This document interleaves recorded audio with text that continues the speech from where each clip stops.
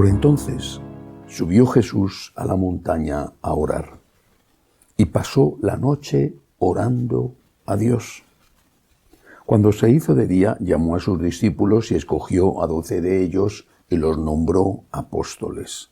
Simón, al que puso de nombre Pedro, y Andrés, su hermano.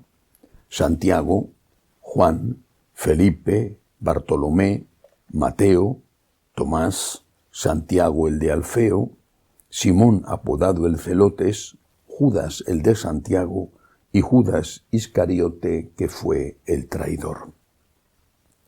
Bajó Jesús del monte con los 12 y se paró en un llano con un grupo grande de discípulos y de pueblo, procedente de toda Judea, de Jerusalén y de la costa de Tiro y de Sidón.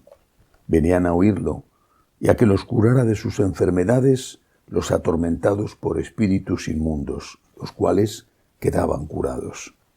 Y la gente trataba de tocarlo, porque salía de él una fuerza que los curaba a todos.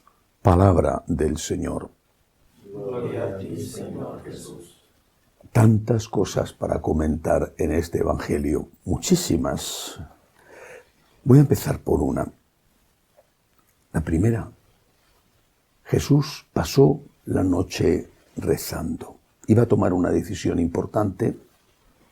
Tenía que elegir de entre los discípulos, que eran muchos, como dice el Evangelio de hoy.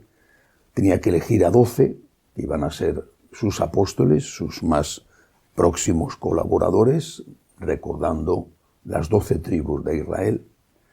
Los conocía a todos y sabía que tenían cualidades y defectos. Tenía que elegir. Pero antes de eso, pasó la noche rezando. Dice que se retiró él solo a la montaña a orar. Rezamos lo suficiente. La Iglesia es casa de oración.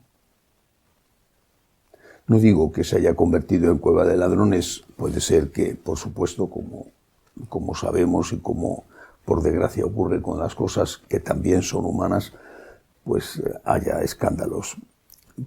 Pero sin ser cueva de ladrones, a lo mejor tampoco es una casa de oración. La culpa seguramente la tienen en parte, por lo menos, los responsables de esas iglesias, los sacerdotes, cuando, por ejemplo, no organizan la adoración del Santísimo o el rezo del Rosario o no tienen el templo abierto lo suficiente para que la gente vaya a orar. Pero no es únicamente de ellos la responsabilidad. Rezamos lo suficiente. Y rezar en contra de lo que la gente suele hacer y pensar no es únicamente pedir y ni siquiera es únicamente hablar. Rezar es escuchar. Jesús ha ido a la montaña, ha pasado la noche hablando con Dios Padre, él que era Dios Hijo. Lo ha hecho para discernir, es decir, para escuchar, Cuando rezamos, escuchamos, hacemos silencio para dejarle a Dios que hable y que nos diga lo que quiere, cuál es su voluntad. Algunos pueden pensar que Dios no les habla. No es verdad. Dios habla siempre.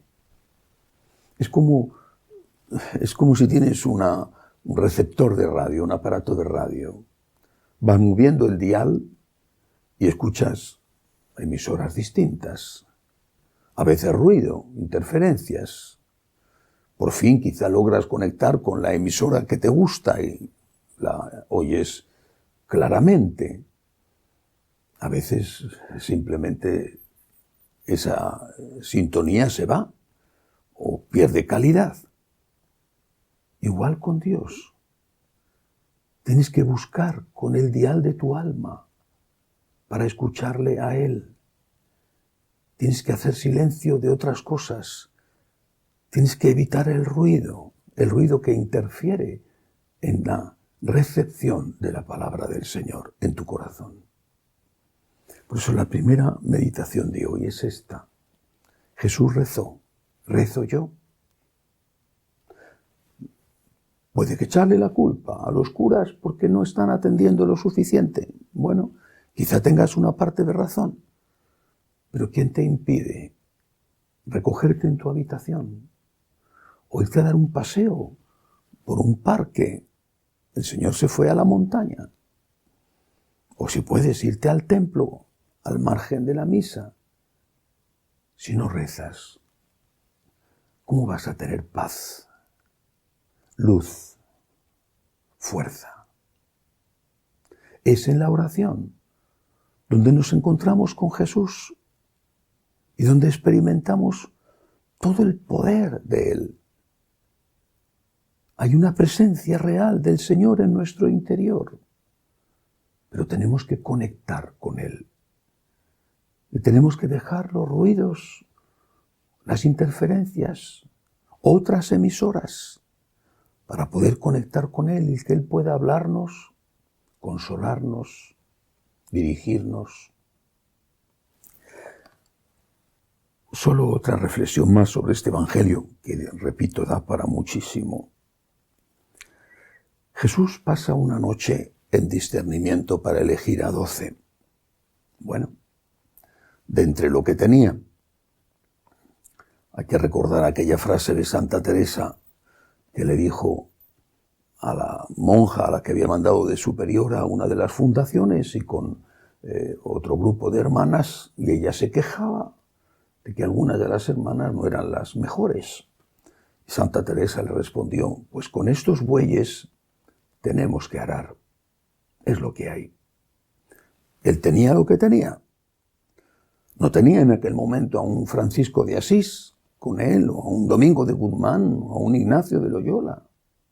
Tenía lo que tenía. Y eligió lo mejor que tenía. Pero no sabía Jesús que uno de los 12, Judas Iscariote, le iba a traicionar.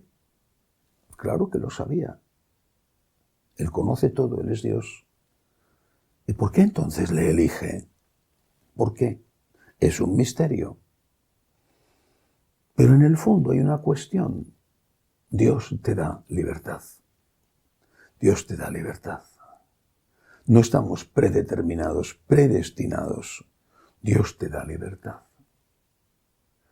Y aunque Él sepa que te vas a equivocar, te da la libertad para equivocarte.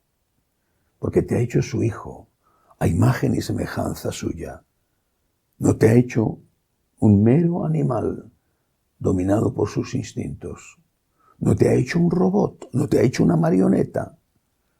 Te ha hecho un ser humano. Te da libertad.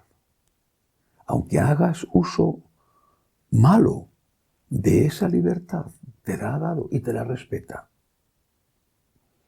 Judas obró mal. Fue el traidor.